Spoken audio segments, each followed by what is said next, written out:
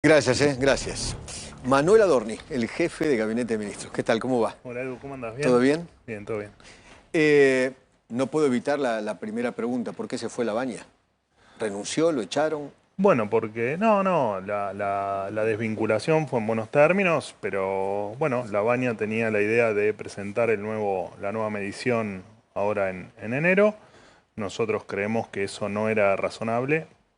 No porque no estemos de acuerdo con cambiar efectivamente la canasta de donde se toma la medición y actualizarla, sino porque nos parece justo que si estamos diciendo que venimos haciendo todo un trabajo enorme contra la inflación desde hace 2 años, nos parecía justo tener un INDEC que que nos dé un índice comparable a estos 2 años, porque si cambiamos el índice y la inflación bajaba, nos iban a decir que habíamos manipulado el índice.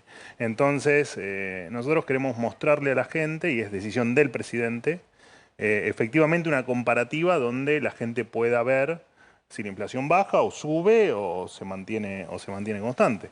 De hecho, fíjate que habiéndolo podido cambiar con anterioridad, estos meses que la inflación subió alguna décima, nos limitamos a la información que daba el INDEC y jamás propusimos cambiar absolutamente nada, ¿Y porque por nos qué? parece justo, te Sí. repito, que la gente pueda comparar. ¿Por qué Labaña estaba emperrado con que tenía que ser ahora en No, porque enero? creía que metodológicamente había que iniciar el año con una nueva metodología y Perdón, ¿el micrófono está bien? yo te escucho bien. Ok, creo que tenemos un problema con el micrófono del jefe de gabinete, a ver si podemos solucionarlo. No es a propósito. Ah, claro, Puede porque es el micrófono con el que pasan estas cosas, ¿no? No, puede ser una cuestión de las pilas. Con tiempo, y aparte hace meses que no hago medios, así que Justamente una de las cosas que yo decía, tampoco hasta las 10 de la noche. le tengo que agradecer que justamente es la primera nota que da desde hace meses. Yo creo que desde que asumió como jefe de gabinete, ¿no? Desde que asumí, Ahí está, ¿no? Muy bien. desde que asumí creo que no di notas. No, esta es la primera nota y yo le agradezco la deferencia. Bueno, a ver, nos quedamos en el tema de...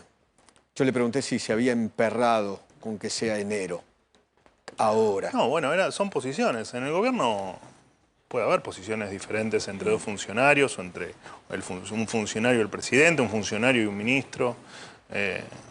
Son diferencias de criterio. Nuestro criterio es que la gente esté bien informada y que pueda comparar. Bien, el índice, este índice que se conoce hasta ahora, ¿no? La última medición dio 2,8. Correcto. ¿No? Diciembre. Usted sabe que hablo con mucha gente y escucho también mucha gente que dice, pero yo no, ese 2,8 yo no lo siento en el bolsillo, yo siento que es mucho más. Me suben las expensas, me suben... Bueno, pero INDEC tiene una canasta promedio, ¿no? Pues si no sería imposible, más allá de que hace una diferenciación de precios entre diferentes zonas y mide la inflación en diferentes zonas, seguramente no es lo mismo lo que consumís en un mes vos que lo que consumo yo. Probablemente vos tengas mucha más inflación que yo o viceversa. Tal vez claro. yo tenga mucha más inflación que vos. Si vos tenés, no sé, dentro del rubro alimentos, que aumenta menos que la inflación promedio, vos consumís todos alimentos, bueno, vos vas a tener una inflación menor a la promedio. Y si yo consumo otros bienes que, no sé, por decirte algo, restaurantes y ocio en general, que aumentó más que el promedio de la inflación, bueno, mi inflación va a ser mayor.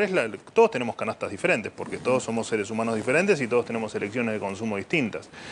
Por lo tanto, es razonable que haya gente que sienta en su bolsillo una inflación mayor, como hay gente que entenderá que la inflación que marca el INDEC es más alta que la que él tiene o la que él siente todos los meses. ¿Habrá sentido el gobierno que con la nueva medición por ahí se le iba a disparar la inflación, le iba a dar muchísimo más alto? El gobierno no siente nada. El gobierno toma datos y se basa en datos y en tal caso actúa en consecuencia.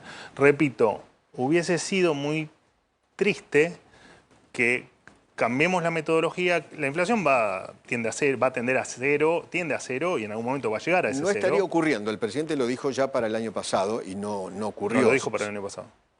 Y No lo dijo para el año pasado, a ¿no? fines del 24 dijo que en el 25 iba a No, el atender. presidente dijo que el impacto de la política monetaria tarda entre 18 y 24 meses en sentir ese impacto o ese cambio en la inflación y que efectivamente eso iba a estar cumplido a mitad del 2026.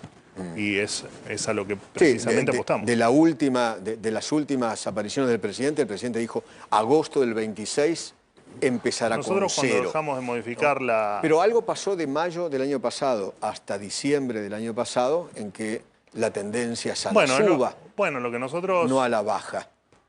No, pero no... Acá hay que ver la película completa. Nosotros iniciamos nuestro gobierno con 25% de inflación o 30% de inflación. Y con una economía desmadrada y al borde, o ya colapsada en realidad, ya colapsada, porque un 25% de inflación mensual claramente es una economía colapsada. Obviamente que sufrimos los embates de la vieja política o del kirchnerismo, el presidente lo define, tomó la frase creo que de Sturzenegger, del riesgo Cuca, y efectivamente fueron esos meses donde la incertidumbre, vos lo que viste fue efectivamente el adelanto, la muestra gratis de lo que iba a ser este país con el kirchnerismo avanzando. Bueno, por suerte salimos de esa situación y ahora vamos a entrar en un periodo seguramente donde la inflación, te repito, va a ser cero porque estamos haciendo todo lo que hay que hacer para que esa inflación sea cero.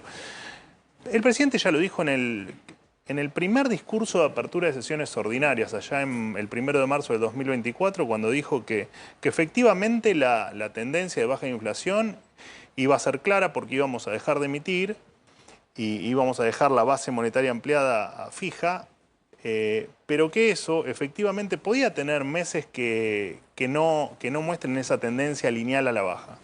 Pero bueno, cuando tenés del otro lado al cuco, bueno, muchas veces tenés estos vaivenes que esperamos que no se vuelvan a repetir nunca. ¿Son conscientes que a la gente le cuesta llegar a fin de mes, que los bolsillos están flacos? Bueno, somos conscientes que Argentina ha pasado meses complicados el año pasado. Somos conscientes que efectivamente hay un montón de sectores de la economía que se han reactivado, hay otros sectores que vienen más retrasados. ¿Son más los retrasados que los...? No. Son más ¿Para el gobierno son más? Son más los sectores que se han reactivado, que tienen semáforo verde, que los que tienen alguna alerta o que están en negativo. Por supuesto que hay sectores que van a tener que reconvertirse. Digo, todo este debate que hay sobre las importaciones o cuestiones que...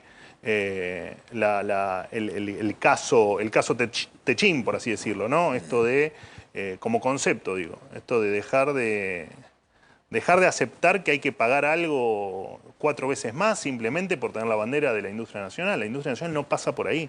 No pasa porque los argentinos se empobrezcan pagando un precio 4 veces más caro de lo que vale en el mundo. Entonces, hay sectores... Vos hoy podrías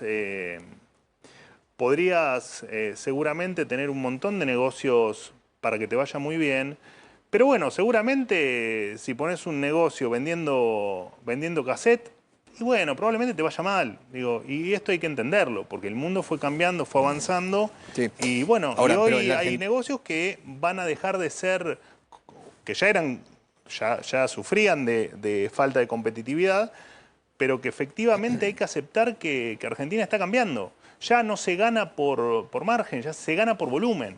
Y esto hay que entenderlo. Sí. Ahora cierran entre 20 y 30 empresas de todo tipo por día. Eso significa gente que queda desempleada. Pero no son, Edu, no son los datos esos correctos. Esto de cierran empresas y la gente... No son los datos que te muestran ni los datos oficiales ni los datos de consultoras privadas. ¿Y qué dicen los datos oficiales? Fíjate lo que te dice. De hecho, obviamente hay un problema de generación de empleo en términos de la relación de dependencia, o de los asalariados en relación de dependencia. Por supuesto que sí, y por supuesto que estamos a mitad de camino, y es parte de nuestras modificaciones, están en la modernización laboral, que es lo que estamos impulsando a partir de hoy en el Congreso Nacional, en extraordinarias, con la modernización laboral.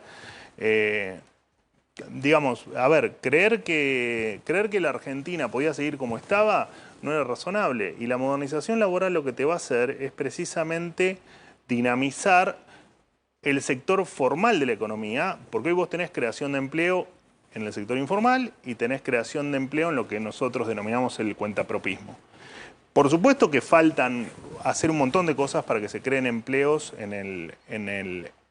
que las empresas o el empleador pueda seguir generando o pueda generar empleos. Pero es todo un proceso y hay que entender que con estas leyes laborales ese proceso no se va a dar. Por eso estamos obsesionados con la modernización laboral. Obsesionados es la palabra. Estamos obsesionados, sí. Estamos obsesionados desde el principio del gobierno. Estamos obsesionados desde hace 10 años. No, eso está claro. Y sos consciente de ello porque yo era parte de tu equipo de trabajo. Sí, pero nunca había escuchado esta palabra por parte de alguien del gobierno. Que el gobierno está obsesionado con la modernización laboral, con que salga la modernización laboral. Nosotros estamos obsesionados con que salga la modernización laboral, sí, claro. Claro, a nosotros nos parece algo increíble que alguien esté en contra de esta modernización laboral. Te digo más, me parece hasta de mal gusto que estés en contra de esta modernización laboral. ¿Le puedo hacer escuchar a alguien que está en contra? Sí. Se llama Axel Kicillof. Ponelo. Está muy difícil, sé que la gente que no puede ir, vi una encuesta el otro día, 57% de las familias, récord, que no se puede tomar un descanso merecido, más la reforma laboral que quiere meter Milei, ¿no? La flexibilización, la precarización laboral, que dice las vacaciones, ni siquiera vas a tener los días todos juntos, va a decidir el empresario, va a decidir el patrón cuándo te puedes ir, un día, 2 días, 3 días, no es libertad, eso es opresión. ¿Es así? ¿Es opresión? ¿Es precarización? A mí debo reconocer el patrón va a decidir cuándo te toma la vacación. Me parece gracioso, lástima que haya 17 millones de personas que dependen de las estupideces que dice, pero a mí la sensación que me da, primero, se lo contesté en un comentario, en un tuit, la primera sensación que me da es que no leyó el proyecto.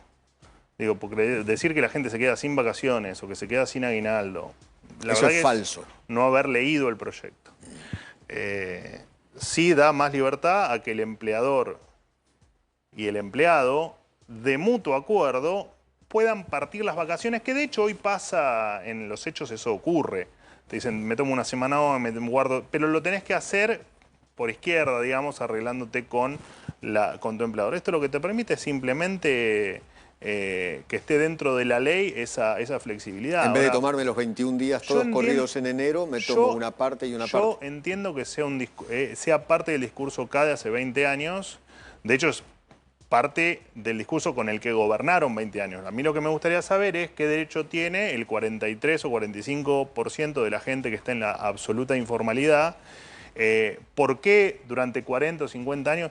A ver, los convenios colectivos de trabajo existen desde antes de que yo nazca. Sí, sí. Esa antigüedad tienen. Las leyes laborales son de mitad del siglo XX. En la mitad del siglo XX, el 80 o el 90% de los trabajos que existían, hoy no existen. Tenemos leyes laborales para trabajos que no existen. Y aparte, conceptualmente, en el origen, las leyes laborales tenían por definición la tarea de cuidar al peón o al obrero o al laburante de las grandes corporaciones. Y hoy las únicas que pueden bancar esta ley laboral retrógrada, que defiende el gobernador Kicillof, son las grandes corporaciones. Las pymes se funden. Si hay alguien que hoy funde las leyes laborales, las pymes son estas leyes laborales.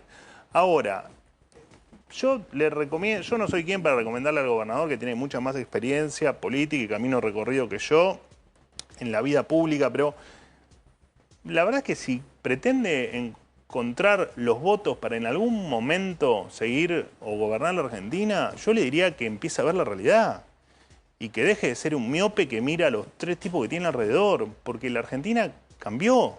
La Argentina está dando vuelta a la página de la decadencia en la que nos dejaron y de 20 años de desaciertos, de corrupción, de negligencia y de toda esta cantidad de bobadas que dice el gobernador una y otra vez y que las repite como un loro.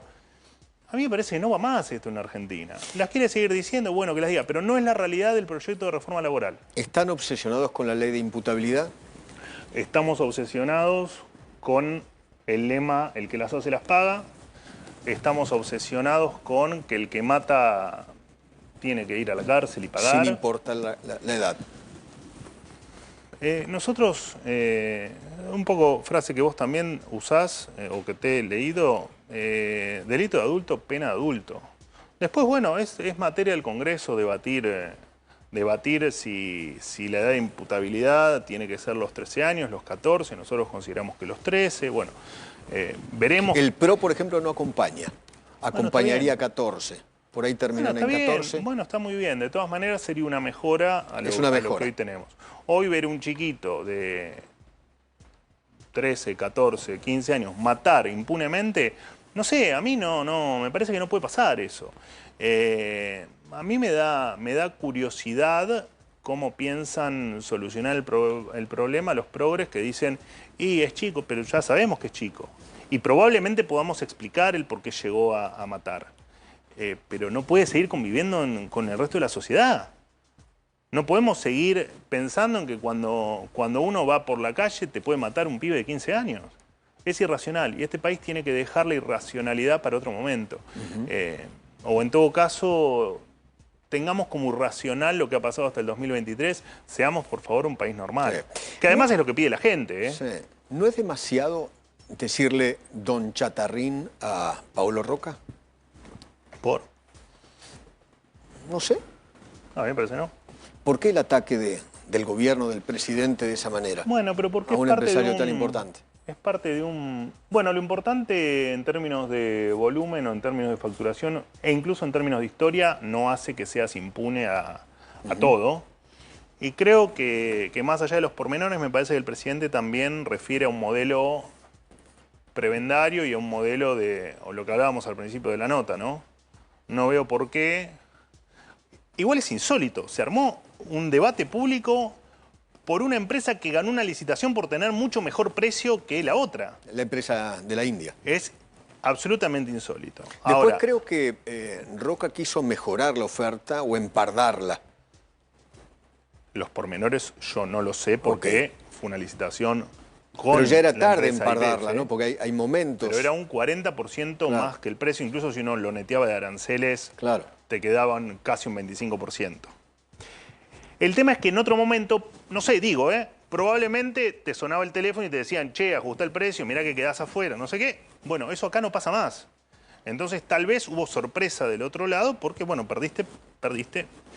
No veo por qué el argentino tenga que pagar un precio 40% más, mayor a lo que otra empresa podía ofrecer. Es absolutamente inentendible. Pero el presidente, más allá del video, del apoyo... Bueno, creo que esa imagen que tenés ahí de fondo, no se está viendo en el vivo, pero la imagen que tenés en el fondo de Paulo Roca, me parece que es el momento de una entrevista o de una charla que tiene con Sergio Massa, donde efectivamente queda expuesto el modelo, digo.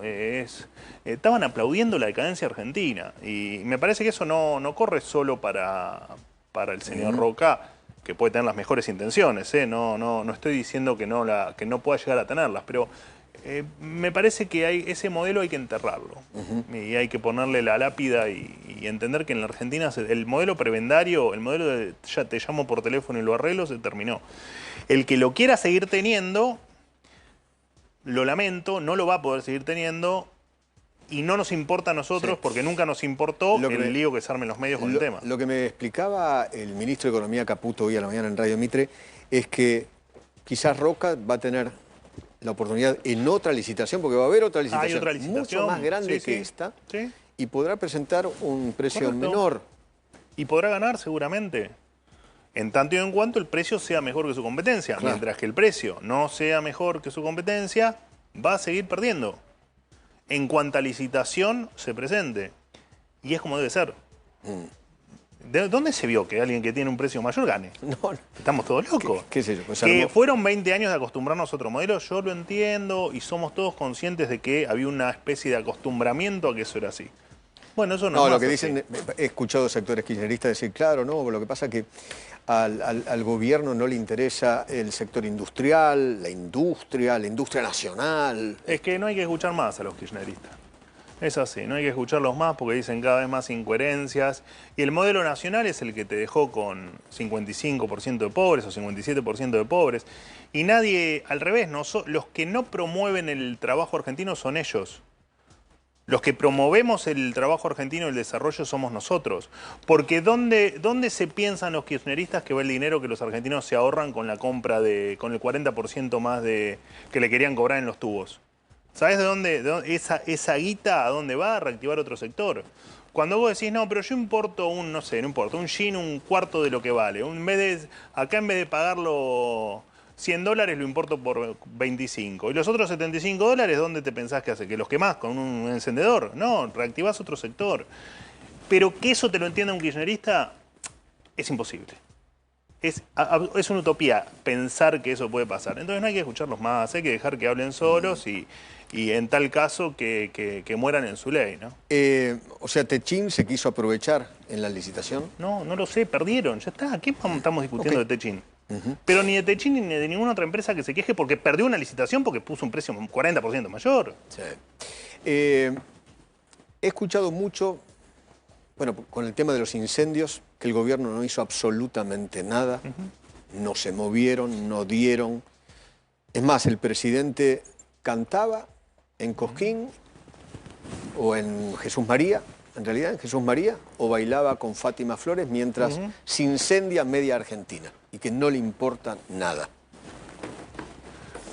¿Me das 30 segundos? Te voy a contar un poco para los Grabois de la vida. Te cuento. Te voy a decir área por área qué aportó el gobierno nacional, incendios que son responsabilidad primaria de las provincias y que solicitan, por supuesto, el apoyo a la AFE o a las autoridades nacionales.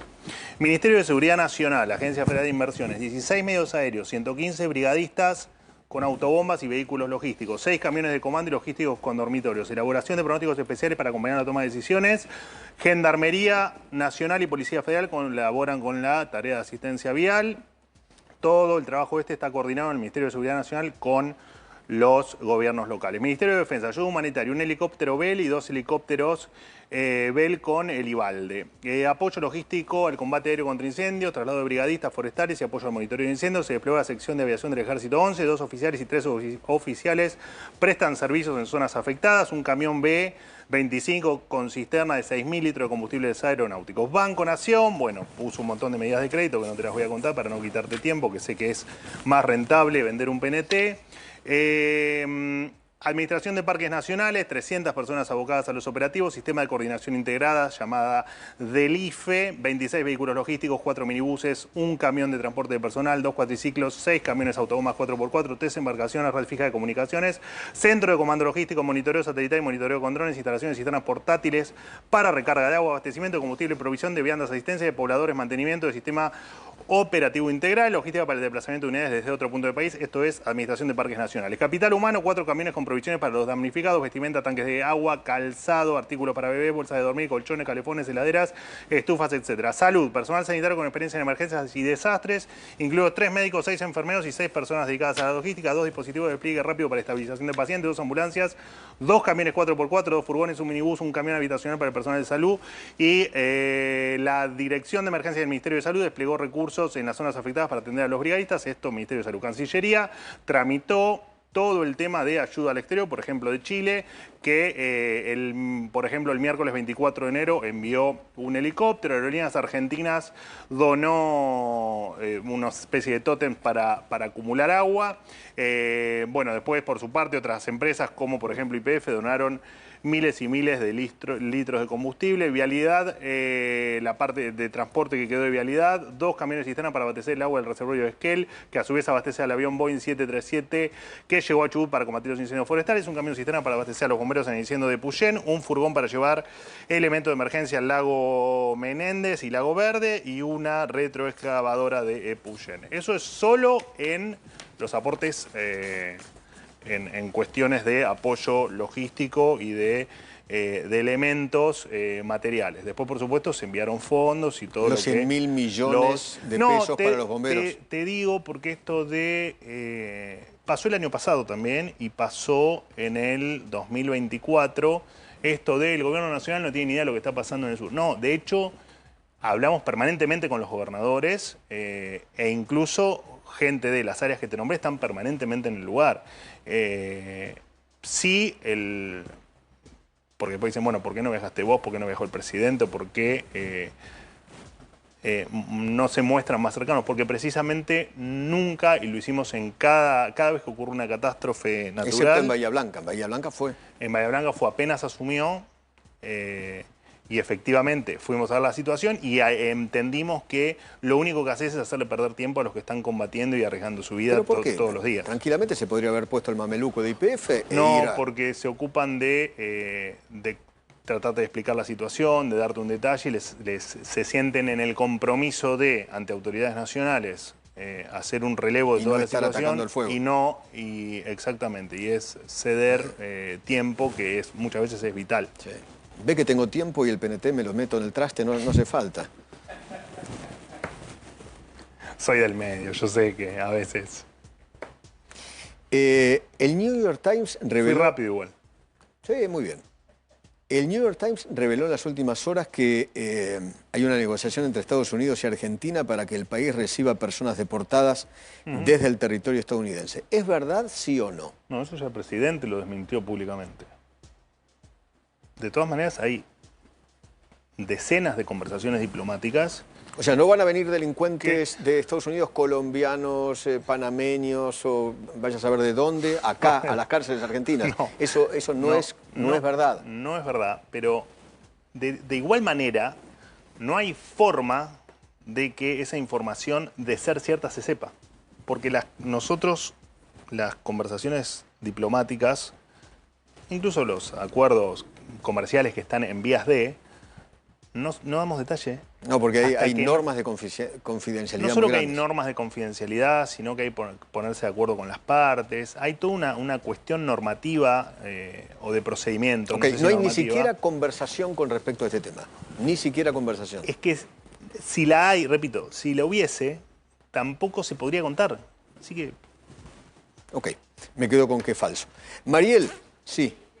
Buenas tardes, Adorni. Le quería preguntar, porque Hola. hoy se conoció la intervención por un año más, la prórroga de la intervención de los medios públicos. Sí. En diciembre del 2023, cuando asumió Milei, dijo que los iba a cerrar por ser un mecanismo de propaganda kirchnerista. Le quería consultar sobre los planes futuros para los medios públicos y también su opinión, porque hay críticos que dicen que la televisión pública está siendo usada como una herramienta de difusión gubernamental. Bueno, que los que hacían 678, supongo que te referís, que cuestionan el contenido de la televisión. Sectores críticos del gobierno. Bueno, mira, ¿vos la ves la televisión pública? Muy poco. Bueno, yo te sugiero que te tomes un día para verla, incluso va a haber un montón de programas que no te gustan, pero te sugiero que la veas porque no hay ningún contenido que vos puedas inferir, este es el canal del gobierno. No te pasa con nada de la programación. Dicho esto, ¿cuáles son los planes? Me pongo en la voz de la NARI, que es quien tiene a cargo los medios públicos, pero bueno, al depender de jefatura te contesto, y aparte pues lo estuve yo en mi órbita hasta hace poco. La televisión pública no se puede privatizar, no está autorizada la privatización. Por lo tanto, hay dos caminos. O tratar de mejorarla y de transformarla en un canal de primera línea, o achicarla lo más que se puede, hacerla lo más eficiente posible para dos cosas, o para cerrarla definitivamente o para en algún momento que se nos permita poderla privatizar. Así que hoy el camino elegido es el de reducción y el de tratar de achicarla lo más posible, haciéndola lo más eficiente posible. Te pasa efectivamente con los derechos por ejemplo, del Mundial, pero tuvo la Copa América, hubo otros episodios de no tan público conocimiento, pero siempre pensando en no gastar más dinero del contribuyente, del mínimo indispensable para un canal que, repito, que RTA en general, digo RTA porque incluye la televisión pública, incluye Radio Nacional, y además, bueno, hay un canal de streaming y tienen algunos otros servicios, pero que no se puede cerrar. Y la otra opción es poner pantalla negra. ¿Cuánto le cuesta a los contribuyentes la transmisión del Mundial? Nada. A través de De hecho, va a ganar plata. ¿Puede explicar eso? Bueno, los derechos no sé qué puedo decir por la confidencialidad del acuerdo, pero voy a tratar de ser lo más claro posible sin dar demasiado detalle. ¿El acuerdo con quién es? ¿Con TIC? No, el acuerdo es con torneos y creo que hay una pata de DirecTV y Bueno, tuvo que prestar conformidad, creo, de Telefe. Es que Torneos es justamente el grupo Wertheim y el grupo Clarín. Los derechos tienen varias modalidades, digamos, uno podría comprar el derecho más caro si se quiere, que uno tiene a disposición. ¿La televisación quién la hace? La televisación la hace DirecTV. DirecTV. Que es de quien nosotros tomamos la señal. O sea, el gobierno no paga por esos fierros para transmitir. Exactamente. No pagamos ni producción, ni pagamos. Es muy, muy loco porque cuando me llega a mí la propuesta, se me acercaba el año, se me acercaba el 2026 con el Mundial, me pongo a ver qué pasaba con los mundiales anteriores, ¿no? ¿Qué había pasado E increíblemente veo que los números no eran malos. Qatar 2022, los números no eran malos. ¿Los números de audiencia? No. Los números de venta. De costo, de ventas versus el costo de venta publicitaria versus el costo de derechos. Más allá de lo que puedo inferir de determinados gastos, inferir, digo, pues obviamente no tengo forma de comprobar si hubo un sobregasto o no, pero cuando uno ve los aportes que se hicieron al Mundial para que ese número cierre, es muy impresionante. Es muy impresionante. Tenés los gobiernos más pobres del país provinciales aportando para el Mundial. Tenés las municipalidades más pobres del conurbano bonaerense haciendo aportes para el Mundial. Bueno, yo eso no lo iba a permitir, bajo ningún concepto. Y si la TV pública no tenía que transmitir el Mundial, no lo íbamos a transmitir, por más que hacía 52 años que se transmitía. La decisión era no gastar un peso del contribuyente. Y bueno, efectivamente lo logramos. Obviamente no tenemos... ¿Y por qué usted dice que van a ganar plata? ¿Con la venta de publicidad? Claro, porque en realidad arrancamos con el acuerdo cerrado, arrancando, digamos, de cero negativo, sin negativo, por lo tanto todo lo que se pueda generar va a ser ganancia. Ahora, ¿cedimos cosas? Bueno, sí, por supuesto. Digamos, no tenemos el locutor, no podemos disponer del locutor, no podemos disponer de pauta publicitaria en el partido, pero logramos que creo que por primera vez en la historia, que los argentinos no pongan un peso para ver la transmisión del Mundial. ¿Ni tampoco el gobierno paga relator y comentarista? No, el gobierno, la TV pública tiene la potestad de hacer la previa del partido y hacer el post del partido, que eso es libre para la TV pública. Que no está organizado ni nada, ¿no? O sea que ya te estoy hablando de supuestos. Pero... ¿Gabriel? ¿Quién iba a preguntar? ¿Gaby? Yo le quería preguntar sobre la ley penal juvenil, si hay posibilidad, Edu. Sí. ¿Y qué dice el proyecto en cuanto no solo a la edad, porque sabemos que la edad está discutida entre 13 y 14 años, sino que tiene que ver con la resocialización, la cuestionada tercera o cuarta generación de delincuentes que venimos hablando nosotros y que lamentablemente hay muchos de estos chicos que integran esto? ¿Qué tiene pensado el gobierno en inversiones, sistema penitenciario, centro de contención, etcétera? Bueno, nosotros son todas charlas que, a pesar de lo que dicen, que venimos teniendo con todas las... No sé a dónde mirar, por eso me tranquilo. Que tenemos con todas las jurisdicciones. Por supuesto que el sistema penitenciario... De hecho, me invitó la ministra de Seguridad, Monteoliva, me invitó a hacer una recorrida por algunas cárceles para entender bien cuál es la... Bueno, vos lo sabés muy bien, Gabriel. Vos sabés que el sistema penitenciario está en condiciones deplorables. Correcto. Con un nivel de desinversión... creo que el punto en el que nos han dejado el sistema carcelario en general y el sistema penitenciario federal en particular es calamitoso. Y nosotros lo que tenemos que hacer, obviamente, es que las provincias y la nación tomen la posta y que saquemos a los delincuentes de la calle. Pero eso nada tiene que ver con la urgencia que tenemos en que el que mata esté en cana. Me parece que son dos cosas que van en paralelo. Hoy tenemos una urgencia de sacar de la sociedad al que mata, tenga 14, tenga 15, tenga 13. Bueno, veremos en qué termina la discusión de la ley en el Congreso, pero la idea es, por supuesto, es mejorar el sistema penitenciario en todos los órdenes.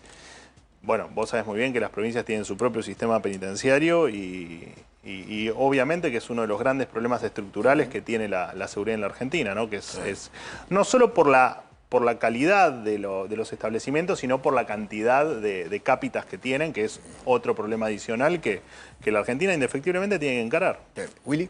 Sí, Adorni, yo le quería preguntar porque se viene el Argentina Week en marzo, Sí. de la cual usted va a participar. Correcto. Quería ver en qué iba a disertar y sobre todo qué expectativa hay sobre esa cumbre financiera que tengo entendido va a nutrir a los principales ejecutivos de empresas internacionales.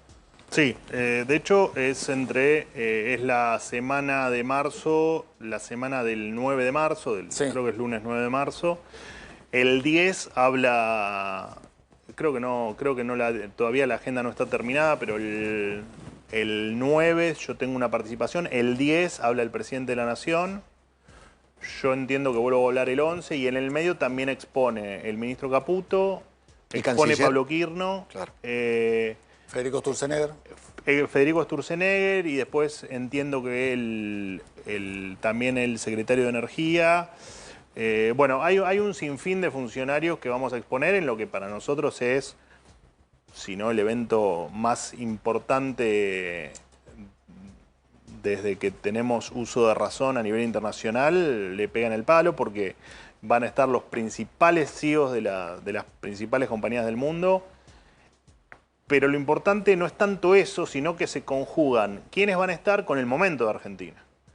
Entonces, no es solo gente que está mirando, bueno, a ver, vamos a ver estos tipos que dicen. No.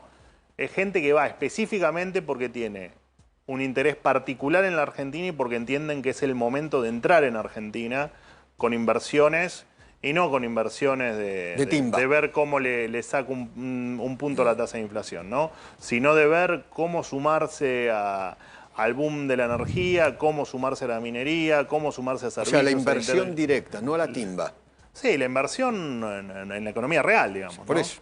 En la que un genera- momento único. Y como dice el presidente, el que entra antes, entra mejor. Esto es así. Sí. Porque quien entra antes va a ganar seguramente una porción mayor de la torta por haberse anticipado. Claudio. Manuel, buenas tardes. Un breve comentario sobre una disposición que se publicó hoy en el Boletín Oficial, una disposición del Ministerio de Salud de ANMAT, acerca de la posibilidad de importar equipamiento de salud a los establecimientos directamente, Sí. usados o reacondicionados o a reacondicionar. Correcto. Bueno, en realidad la importación ya estaba permitida, digo, para toda el sinfín de personajes exóticos que salieron a cuestionar la importación de equipamiento reacondicionado, usado, reacondicionado. Lo que pasa que era imposible hacerse, porque era tan complicada la normativa que no se podía hacer. Esto lo que hace es precisamente en la práctica permitirlo y no es ni más ni menos que, bueno, usted entiende muchísimo más que yo el tema, pero básicamente esto lo que permite es que con un certificado internacional que garantice el buen funcionamiento de la aparatología se puede importar y se puede utilizar acá, y usted lo sabe muy bien, digamos, se puede importar. Hoy leía, hablando con la gente del Ministerio de Salud, me decían que un tomógrafo que por ahí puede costar hasta, no sé, $300.000, por ahí un tomógrafo se puede importar usado con 5 o 10 años de antigüedad, que efectivamente tiene la misma utilidad, por 100.000, por un tercio. Entonces eso permite que con el paso del tiempo mucha más gente pueda tener acceso a salud de calidad. Esto bueno, mismo el ministro de Salud de la provincia, se le va a decir una pavada, pero bueno, es ¿qué va a hacer? Están los pavos del otro lado, Sí. hay que aguantarlo. ¿Próximo viaje del presidente? Ahora a Estados Unidos, Próximo ¿no? viaje ¿A Mar a del Lago? presidente el 9 de febrero a la noche viaja a Mar a Lago, sí. Sí. Expo Agro, que es una exposición muy importante, ¿está confirmada la presencia del presidente? Creo que es el 10 de marzo, me parece. El 10 de marzo no creo porque si es el 10 de marzo, no lo tengo en la agenda, pero si es el 10 de marzo, el presidente está en Estados Unidos. Porque habla ese día. Ese día habla- al mediodía, repito, no está cerrada la agenda, pero alrededor de las 11 de la mañana está disertando en Nueva York, así que no va a haber chances de ninguna manera. Ninguna que llegue. De que llegue. Le agradezco infinitamente. No, por favor. Gracias por haber venido. Voy a venir más seguido.